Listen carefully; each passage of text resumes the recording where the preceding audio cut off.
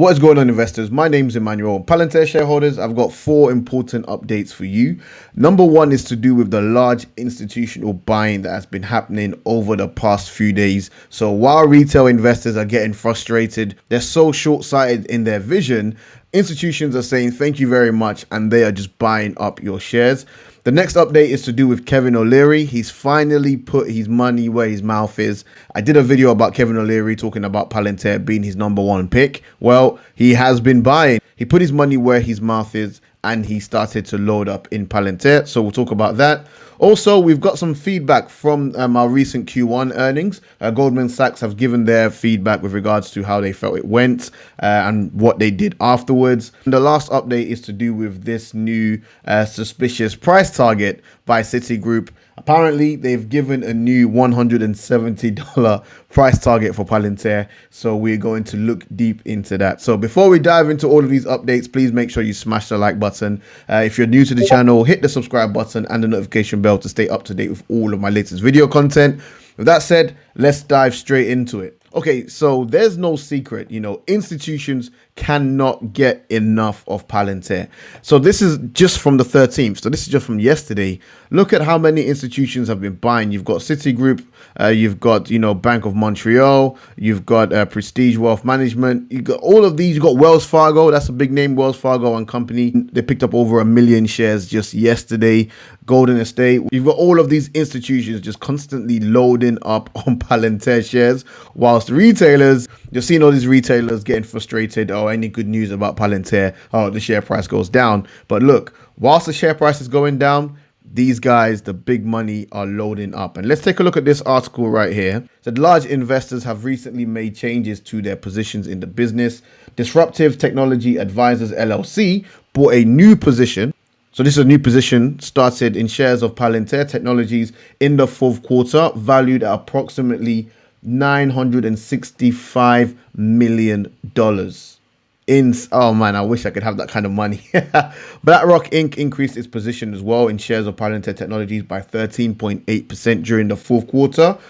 BlackRock Inc. now owns over 33 million shares of Palantir stock, and that's valued at $785 million after acquiring an additional 4 million shares during the last quarter. So BlackRock cannot get enough of this company. You got this LLC company here that purchased a new stake in shares of Palantir Technologies during the 4th quarter.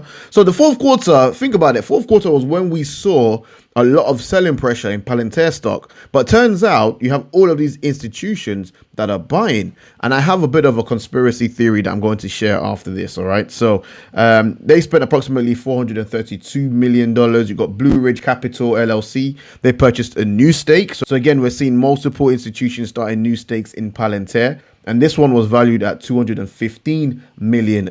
And finally, you had Morgan Stanley, who increased its position in shares of Palantir Technology by 91% during the 4th quarter. Are you kidding me?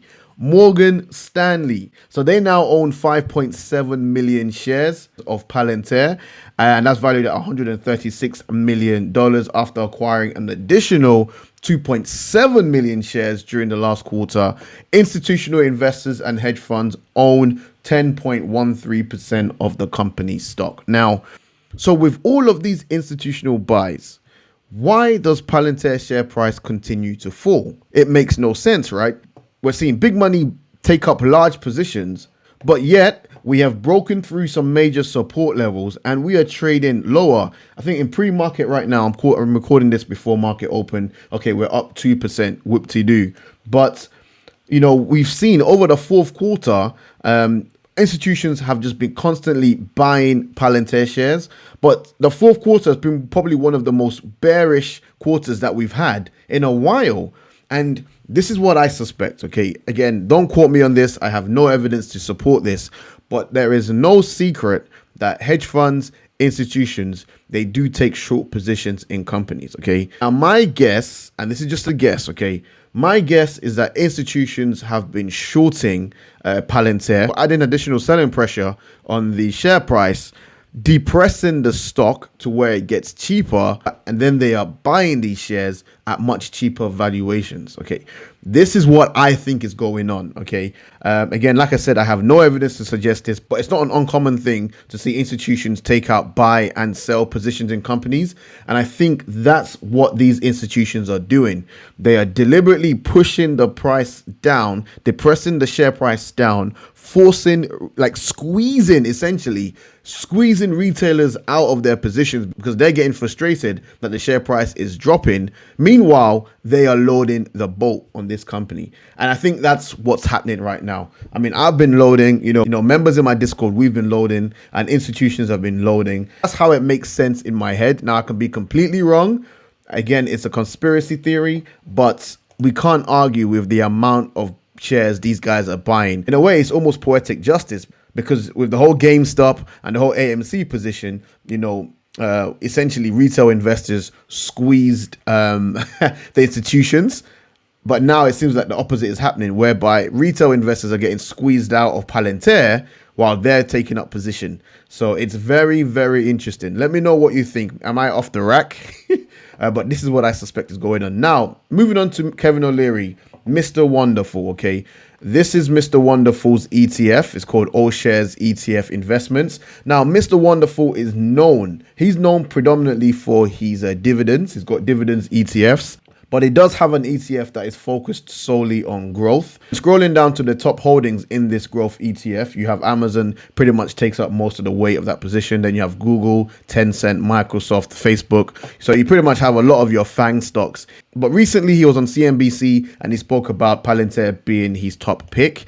And he stuck by it. He stuck by it. And if you scroll through on page, I think it's on page 4, they just recently added Palantir to their position, and it currently weighs just shy of 1%. Mr. Wonderful himself picked up over 278,000 shares of Palantir, and I just love the fact that he didn't just go on CNBC and just talk about the company. He actually actioned on it, and he picked up some more shares. So for me, as an investor, as a shareholder of this company, it does give me some reassurance. Of course, we all know about Cathie Woods and ARK Invest buying Palantir, and that's great, but I respect Kevin OLeary so much, and to see him buying this company and going relatively heavy, 0.8% is not too bad. I'm sure if the share price gets lower, maybe he might buy more and bring it up to maybe 1% of the fund's weighting, who knows. But it is very good that he's put his money where his mouth is, and he believes in Palantir enough to add it to this ETF.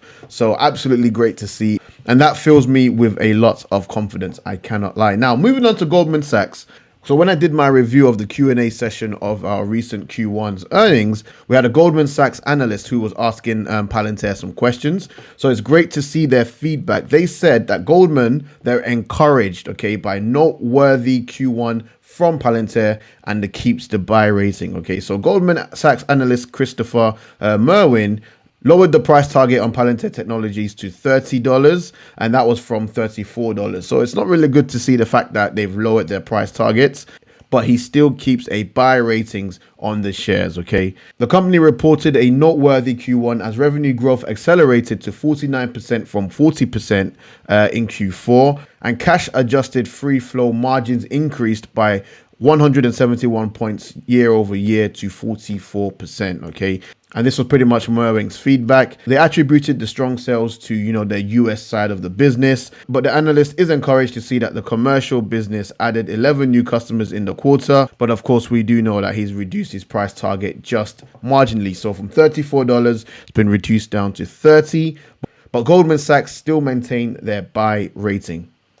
But last but not least, what is this insane price target by Citigroup? Palantir Technologies had its price objective hoisted by investment analysts at Citigroup from $15 a share to $170 a share in a research note issued on Wednesday by the Fly Reports. Now, I wish that was the case, but I come bearing bad news. It was a typo by Market Beat.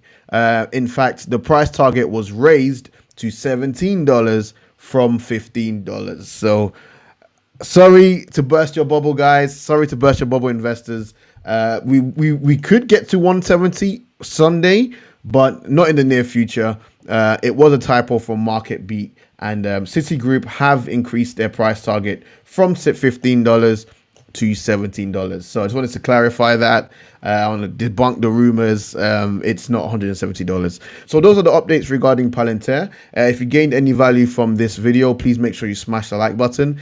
If you're new to the channel and you'll see more content from me, make sure you smash that subscribe button and the notification bell. If you want to be part of my investing community, you can join my Discord group, and you can do so by clicking that Patreon link in the description below. So with that said, I'll catch you in the next one, guys. Take care. Peace.